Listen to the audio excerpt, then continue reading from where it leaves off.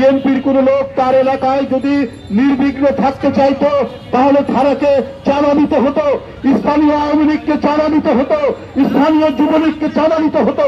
এমন এক রাজত্ব কায়েম করেছিল যেখানে আওয়ামী লীগ ছাড়া আর কারোই নিরাপত্তা ছিল না, আওয়ামী লীগ ছাড়া কেউ শান্তিতে বসবাস করতে পারত না। এই প্রার্থনা বলেই আজকে সামাজিক অপরাধীরা তাদের দৌরাত্ম্য বেড়েছিল। আপনার শামীম ওসমান নারায়ণগঞ্জের গডফাদার, একের পর এক হত্যার অভিযোগ যার বিরুদ্ধে বিকাশ, তাদের বেড়ে ওঠা, তাদের আর্থিক এবং মানসিক বিকাশকে যারা ভয় দেখিয়ে এইভাবে বাধাগ্রস্ত করছেন, তাদেরকে আইনের আওতায় নিয়ে এসে তাদের বিচার নিশ্চিত করতে না পারলে আমাদের সমাজ এগোবে না, আমাদের সমাজ অগ্রগতির পথে এগিয়ে যাবে না। আমরা পশ্চাৎপদে থাকব, আমরা আদিম অরণ্যের মধ্যে বসবাস করব। আজকের এই আধুনিক যুগে আমরা যেখানে বিশ্ব ব্রহ্মাণ্ড অনুসন্ধান করছি, আমরা খবর নিচ্ছি পৃথিবীর এই মহাবিশ্বের আর কোথাও প্রাণী আছে কিনা, আপনার কোনো মানুষ রয়েছে কিনা, এই অনুসন্ধান যখন আপনার মানব সভ্যতার এই পর্যায়ে এসে হচ্ছে, তখন বাংলাদেশের একটি শিশু বাচ্চা সে নিরাপদ নয়, তাও কি নিজের আত্মীয়ের বাড়িতে। এর চাইতে বেদনাদায়ক, এর চাইতে দুঃখজনক আর কিছু হতে পারে না। এর কারণ যখন রাষ্ট্র এবং সমাজে অপরাধীরা রাজত্ব করে তখন এই প্রকোপ বৃদ্ধি পায়। বিগত 16 বছর শেখ হাসিনার শাসন আমল ছিল অপরাধীদের অভয়ারণ্য।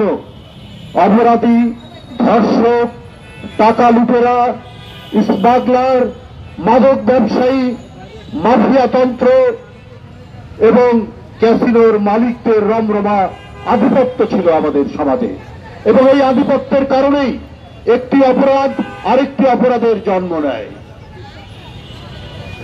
কালো টাকার বিস্তারের কারণেই আপনার সামাজিক অন্যান্য অপরাধগুলো হচ্ছে।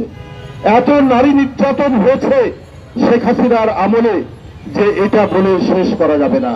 আমি আগেও বলেছি যে পাশের মধ্যে আপনার কলেজের ছাত্রী রূপাকে সিরাজগঞ্জের মেয়ে টাঙ্গাইলে তাকে কিভাবে নির্যাতিত করা হয়েছে আপনারা জানেন।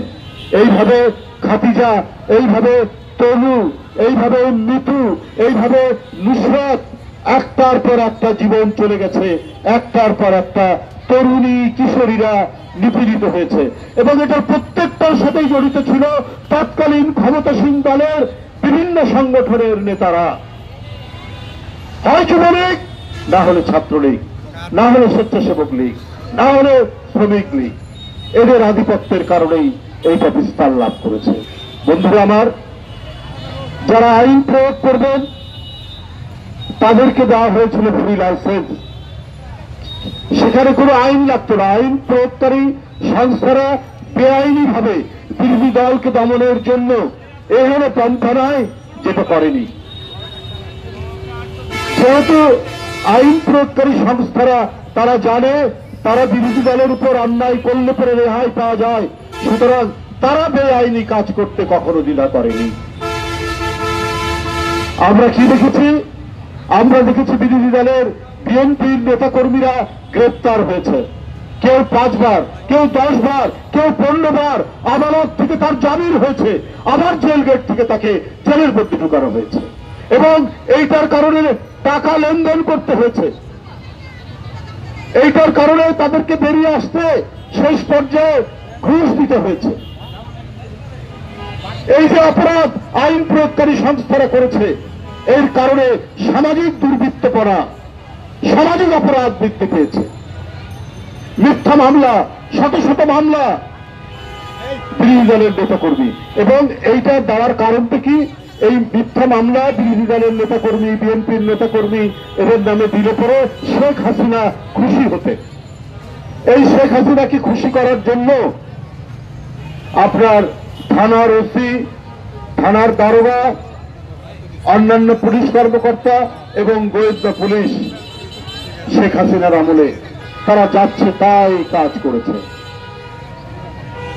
একের পর এক তারা বেআইনি কাজ করেছে। ইচ্ছা মতো ধরে নিয়ে গিয়ে মামলা দেওয়াতেন। অন্য একজন লোককে থ্রেট করে বলতেন যে ওর নামে মামলা দাও, না হলে তুমি বিপদে পড়বে। এইভাবে শেখ হাসিনার আমলে